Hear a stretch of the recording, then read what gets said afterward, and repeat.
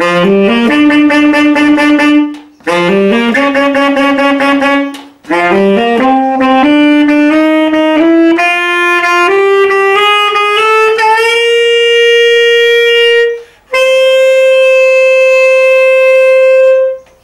it guys, my name is Charlie Bouguenon, thanks for tuning in to Heartbeats today. Everyday hustle, hustle and Jose. Met a girl in the city, she turned my world upside down. And then you have a certificate in stage combat and you've done workshops on weapons and on stunts. So what stunt are you like itching to do? One of them. Set yourself on fire, jump out of a building. You know, it's more, the reason why I did those things is because it could all be useful. Yeah. You know, in performing.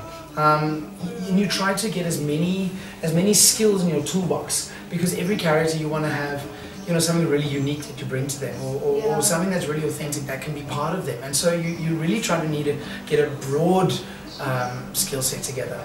There was this incredible workshop with Bombardier Kotze and Hunter Gates, who's out of Canada, who works in Hollywood, who works on these A-list movies and that, and she has an academy in stage combat. So I couldn't miss that. I had to do that because you learn such incredibly useful skills. Because in film, you know, you do a war film, you do a period film, you know, they're going to give you an M16. You can't be like, you know, it can't look like a watermelon. You know, you have to look as if you and that piece of equipment are one, and you know each other. Yeah. So it's just about putting skills in the box and keeping everything sharp, because it takes practice. And it's always kind of, you juggle a lot. You're kind of like this with like 15 balls, because it's like trying to keep the languages up, trying to keep the instruments up, trying to keep the stunts and the, you know, the everything. I've done some archery work. Yeah, and there's so many guns to name, but they're all different and they have different experiences. My favorite is the Uzi.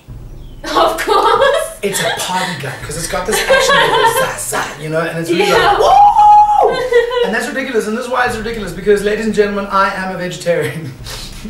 I've been a lacto-ovo vegetarian for 14 years. When you put a gun in my hand and it's like, whoa, I'm partying! But it's never like, you know, pointing at people. Like, I played this corporal in Somewhere on the Border, and he honestly is a monster. But, at the same time, he's a victim. And it's so hard being in both places at the same time, where you're the perpetrator and the victim, the antagonist as well as the victim. And it's also finding his truth, because when you're a bad person, you know, you don't think you're doing bad, you think you're doing good, you're justified in what you're doing, it's righteous, you know. And so you have to find his truth, his humanity, because he doesn't think he's doing the wrong thing. And that's also exciting and terrifying. As a performer, you get given the sheet music. You know, you get given a picture of the tree. Exactly. Right? You get given a picture of the tree, and you have to find the seed and then grow the tree. Yeah. You know. So and you have to become delve into the roots of it all. You have to find everything and leave no stone unturned. And that's why everything grows constantly, because as you do it, you constantly finding more and, you know, really unraveling that person. It's such a gift, it's such a present you open. It's like Christmas constantly. You all been on bars, huh? But I got a small little secret for you. You all on standby. You know what that means? You all going to the border. That's the good news. The bad news is I signed up for another 15 years, so I'm going with you. As actors, as performers, you know, we very much these people who like to find the human experience. It's very tangible, but also it's not easy. The amount of work and preparation and research, and it's very gratifying, you know, because it shows in your work. But anyone who thought it was easy, or thought, ah, this is a jewel, it really has another thing coming. And that's something for people thinking about getting into it. It's an incredible amount of work, and you're only as good as you allow yourself to become. Yeah. You know, and mediocre is something that really just has no place. Never become comfortable. Always try to find more. Trying to give something meaning. Leave someone with more questions than answers. You know, that kind of thing. Okay, hi peeps. I'm going to teach you a little thing today, a little stunt. It's a nice, easy one, but it's nice to know. Now, the thing about stunt works is always there's good communication, there's always good eye-to-eye contact, and the aggressor is not in control. The victim's in control. All right, even though it looks like the aggressor's in control. So today, what we're going to work on is how to pull hair, which is very effective in a lot of domestic abuse situations, etc., etc. And this film, TV, this works very effective. So I'm going to call forth my volunteer. Hello. Nice. Hello. Okay. So how this works is you grab the hair, right? But you don't grab the hair. What you do is you put your hand on top or wherever the place is, and then the victim grabs your hand and controls the movement. So it keeps holding onto the hand, because you see it's harder to grab my hair. Yeah. That's why I need a volunteer. I'm a little short on the facility. So what do you do? It's all in the victim. You're going to grab my hand, and you're going to be controlling the movement. So going around, I'm going to act and everything with you, but it's all on you. Okay. And look how effective this is going to look.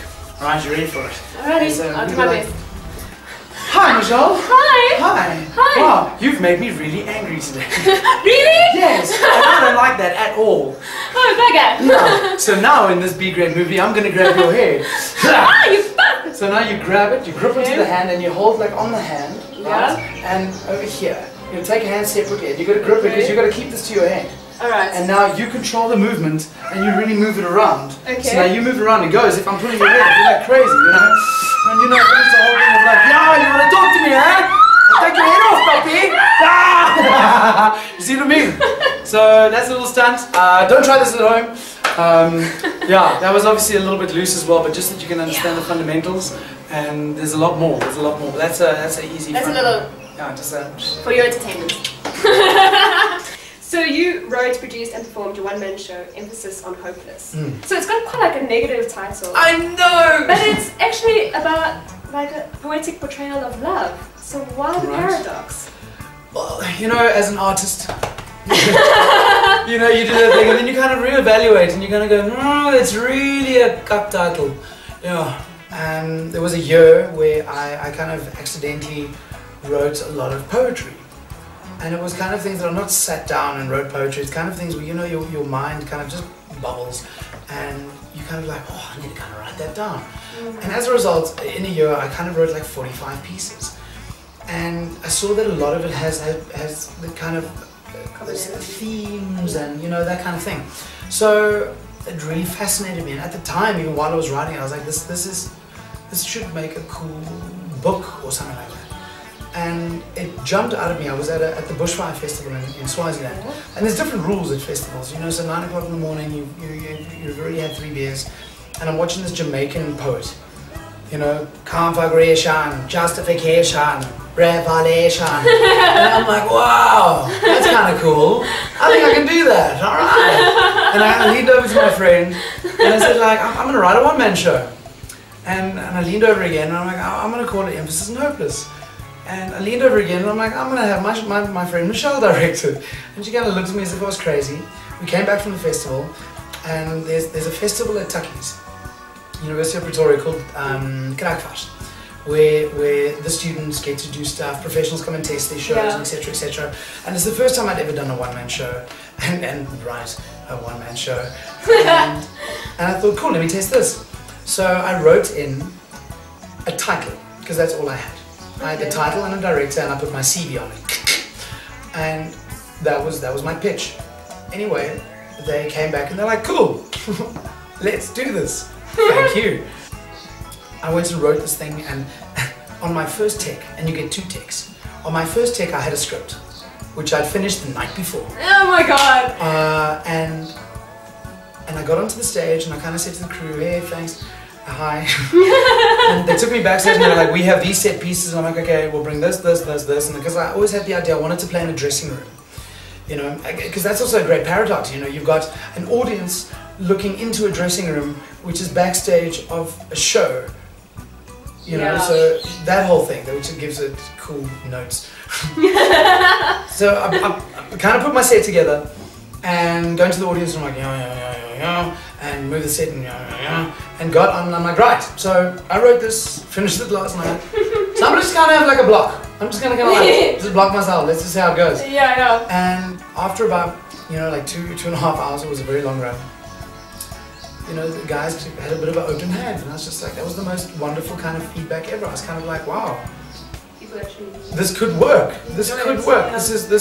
Because it's also the kind of show that it speaks to people that are in a certain place. Yeah. And if you're in that place, well, you're in that place. You know? And it's really going to be, it's like, it's speaking to you, brother. You know, it's like you're the only one in the audience, you know. Yeah. Oh, I love kissing. It's a conversation with someone on a whole other level. And everyone's different, speaking in their own way. And some people fit better together than others. Some are awkward, some are glorious. Some are short and some are long. I especially like the ones that last for hours. And then on the second take, Mijaelle came in and basically relit everything that I'd gotten wrong.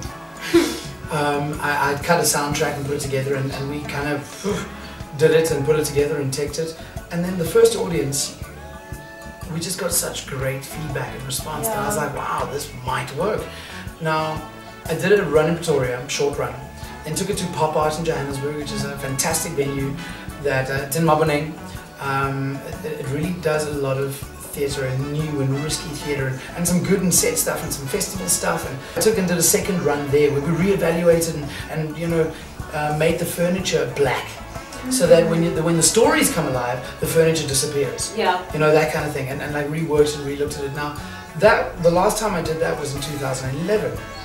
So it's getting on. That was 4 years ago. 4 years ago. But now I've watched a lot of shows this year at festivals, and now just coming back from Art Club, and had watched a lot of one-man shows and two-man shows, and the whole time I'm sitting with this show going here.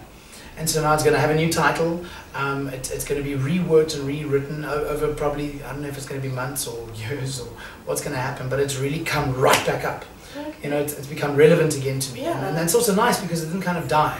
Because it also felt as if it kind of served its purpose. It was a very cathartic experience for me where I was at the time. And I kind of like, after its first performance, it felt already different to me. You know, it was such a, it was a very, released, it was for me, you know, it was wonderful that I was sharing a me experience with an audience, and kind of it's wonderful how you use theatre as a place really to express yourself and to discover stuff within yourself. So your wife comes knocking on my door, middle of the afternoon, looking for book. Can't find the mug, doesn't have the mug, doesn't want to run down to the store to go get the mug. You know, she comes here, right? Look, she comes. Right? She comes knocking on my door. She's all like, Johnny boy. Yeah, there's been an article in the news lately, or all sorts of platforms and all that thing, where they've been discussing and saying theatre is dead. And that's actually been frustrating me a lot lately because I've been thinking, if you think that theatre is dead, you're not watching any. Yeah. You know, it's just simply not watching any. You know, you should watch more theatre, and then you'll realise that theatre isn't dead. Yeah. There's been such a rebirth in classics. You know, seeing these classics come alive with new casts and with incredible directors, and people are going to watch it. I think that's the most important thing for me, is there's audiences, you know, and it's the kind of audiences you never expected. There's a lot of young people going to theatre. That's awesome. You know, going for that human experience, because there's something in live theatre and in encapsulating something and telling a story. And there's a reason why classics are classics. Yeah. You know, and having some of them rebirth, and with new theatre that's coming now, like Crepuscule, that was a wonderful piece of theatre that is also period set, and you know, these sort of things that are coming. It's a very, I don't know, I feel it's exciting time in theatre. Yeah. You know, maybe I've got it wrong, but you know, one of the ones though is the local markets are incredible. You know, as an English actor, it's quite difficult because there's English films, there's American films, there's, you know, Australian films, etc. Yeah. But as the Afrikaans genre and as the African genres go, they make it here. Yeah. You know, so as a result, I do a lot of Afrikaans work, and you know, learning to encapsulate or learn that language, because I am actually English, but I'm dating an Afrikaans girl, and my mom is Afrikaans. You know, you know, finding a love for that language and realizing that they've had a bad rap as well. You know, Afrikaans is not only apartheid. There's a lot more to Afrikaners than apartheid. You know, it was a bad thing. You know, like there's a lot more to Germans than Nazism. You know, you know, it was a bad thing and it was a bad time, but also the people and the culture has really evolved from that, and you know, seen that that wasn't wrong, and that's why we're living here and where we are now. You know, and it's an incredible landscape living in South Africa and going to all these different festivals and you know, working in all that, being so privileged because I've been really lucky to work in all media. I've been in film and television and radio and theatre and musicals and you know, all these things and all these different target audiences as well. And you know, being lucky enough just to be a South African, you know, I still think that we still compartmentalize each other so much. Oh no, but they're Indian or they're Chinese and they're black and they're white and this, and I'm like, no, we're all South African, and it's wonderful because I mean, it's all crossover. Yeah. You know, I'm not Afrikaans, I speak Afrikaans and love and appreciate the language. I speak a little Zulu, I speak a little Tswana. I have friends all over the country and I love and I live with them, you know, and I have a deep appreciation for culture. Any and every time I've been lucky enough to tour overseas or go anywhere international, you're like, wow, the world is here, there's so much happening. But then I try to delve into the culture in that. You know, I try to learn a language when I'm there. You know, when I was in Korea, I tried to speak a little Korean and try to understand, you know, their point of view and where they come from and their take in the world. And in Istanbul and in Turkey and in Hong Kong, and you know, it's fascinating. There's so much world out there. And to bring it in and then, you know, take it all in and build the tree. You know, grow the tree. Why did you start CharlieGuy Productions 4 years ago? Well, friends and colleagues of mine started this company called My Billionaire Idea, which I thought was genius. And they asked me to be, you know, to work with them at their launch. And their thing was that one of their things they had a R1 billion note, and it looked like a piece, like you know, like money. And you know, it had all sorts of things. And in the middle there was an oval with a gap, with a space. And you had to write your R1 billion idea onto this. Okay, cool. And I thought this was genius. And I thought, and it was really way out for me. You know, I was like, because when I did Emphasis on Hopeless, it was under CharlieGuy Productions. And how that came about, it was a nickname that I call everyone Guy. And that came from the Corneille and Twakkie show, you know. There's really cool guys, and I thought they were the most awesome characters in the whole world ever. And, you know, I really like them like a lot. Yeah. And as a result, I said Guy quite a lot, and I've been known as the Charlie Guy since my whole career.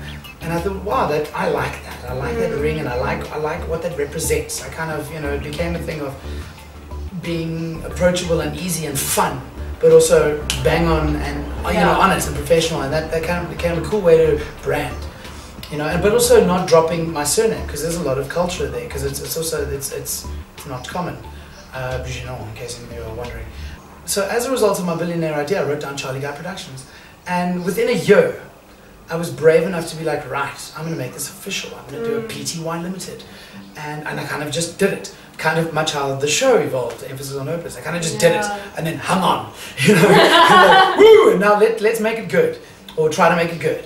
And that's been a growing thing. My agent at the time, well, my agent currently, Alexia, love Alexia.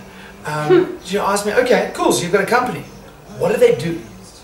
And I thought about it, and I'm like, it produces me. Yeah. First and foremost, it produces me, and I'm many things, you know, but as time goes, I will invest and do theatre, like my one-man show, like we ourselves, the director and the actors of Summer on the Border, and with Kwesi House of Theatre, we made Intrepid Productions and we produced it ourselves. We got the funds together ourselves, and it was very brave and scary going to the Market Theatre and going to the Baxter.